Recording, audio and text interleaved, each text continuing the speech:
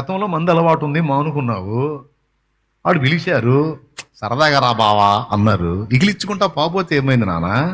నేను రానులే పోరా అని చెప్పి నువ్వు సర్దుకుంటే నువ్వు బుక్ అవ్వవు నాన్న. నువ్వు ఇగిలిచ్చుకుంటా అంతేనా? నేను తాగటం మానేశారా చర్చికి పోతున్నాక? ఇప్పుడు చర్చికి పోతే నిన్నేం తాగమన్నావిందిరా, థమ్సప్ తాగుతుంది కానీ అంటే అంటనే అట్టయితే థమ్సప్ అయితే వస్తాలే అని వాళ్ళ ముందు పోయి కూర్చొని దేవుడు ఏం చెప్పాడు? దుష్టుల ఆలోచన చొప్పున పెద్దగా చెప్పండి, పాపుల మార్గమున అపహాసకులు కూర్చుండు చోటున. మరి నువ్వు వాళ్ళ దగ్గర ఎట్ట కూర్చుంటా? దేవుడు ఏం చెప్పాడు? నా బోటుడు ఎవరైనా చెప్పాను, బ్రదర్ యాడికి వెళ్తున్నావు? మా వాళ్ళు ఇట్లా పార్టీకి వెళ్తాను అన్న, కొంచెం నేను దాని థమ్సప్ తాగుతాను. ఎందుకు నాన్న అక్కడికి ఆడకపోతే శోధించకూడదు? భలే పని అసలు మాట్లాడే పని కాదంటే ఇంకుంటుందా నువ్వు? ఓయమ్మో,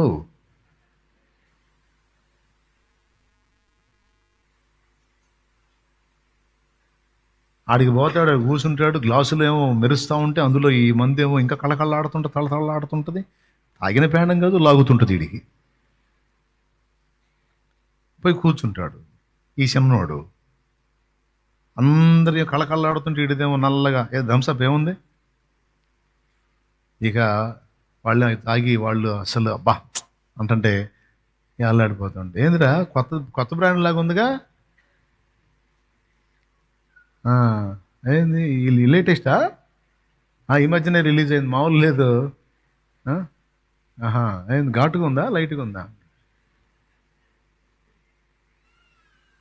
ఈ 2-3 సార్లు అట్లా అడగనిచ్చి వాడేం చేసి ఈ తాగి ఒక రౌండ్ వేస్తారు వాళ్ళు, ఎవడికో ఎక్కి వాడు గ్లాసులో పోసి బావా ఇది తాకపోతే నా మీద ఒట్టి అంటాడు.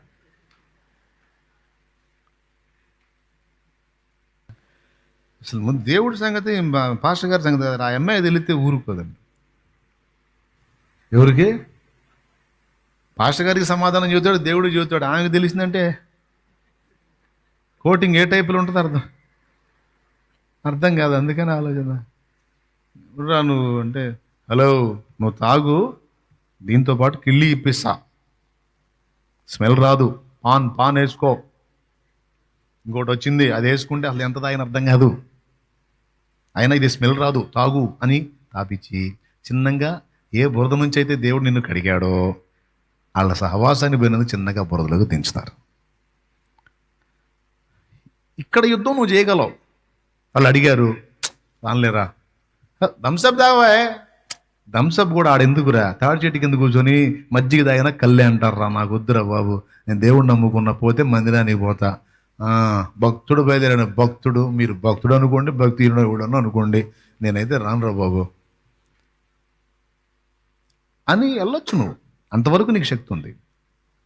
అలాగ నువ్వు తప్పించుకోదగ్గవి, నువ్వు చేయదగ్గ యుద్ధాలు, నువ్వు చేయదగ్గ పోరాటాలు నువ్వు చెయ్యి. దానికి కూడా దేవుని శక్తిని అడుగు, ఇస్తాడు. గెలవాలన్న ఆశ నీకుంటే నిరంతరం నా దేవుడు నిన్ను తప్పిస్తాడు.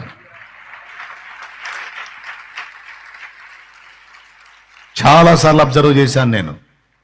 ఇది నాకు ఇష్టం లేదు ప్రభువా అని ఏ పాపాన్ని కూర్చైనా నువ్వు బాధపడి మనసులో ఆవేదన పడ్డప్పుడు తక్షణమే తప్పించాడు దేవుడు. కానీ ఏదైనా పాపం నీ వల్ల జరిగిందంటే దేవుడు హెచ్చరిస్తున్నా, వద్దు వద్దు వద్దు అని ప్రేరేపిస్తున్నా బరి తెగించి లోబడి చేశావు. చేసినవన్నీ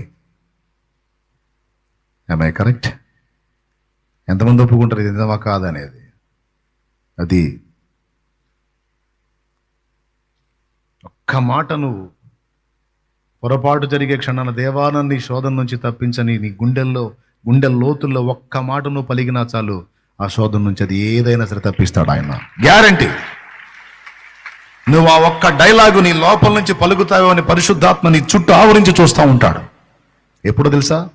పాపం జరగటానికి క్షణం ముందు వరకు కూడా నీ చుట్టూ ఆవరించి ఉంటాడు. ఆ మాట నువ్వు పలకకుండా పూర్తిగా నిన్ను అప్పగించుకున్నప్పుడు ఇస్కరియోతు యోధాను వదిలేసినట్టు వదిలేస్తాడు. ఆఖరి క్షణంలోనైనా దేవా నన్ను సేవ్ చేయంటే, ఆ ఆఖరి క్షణంలోనైనా పరిశుద్ధాత్ముడు ఆ ఒక్క పిలుపు కోసం ఎదురు చూస్తాడు. నిజంగా నీ పిలుపు అందితే తప్పకుండా నిన్ను సేవ్ చేస్తాడు. అలా నేను కాపాడబడ్డాను అన్నోళ్ళు చేతులు ఎత్తండి.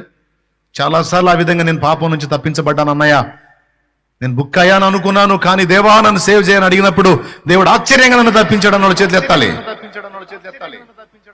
కన్ఫామ్ అది.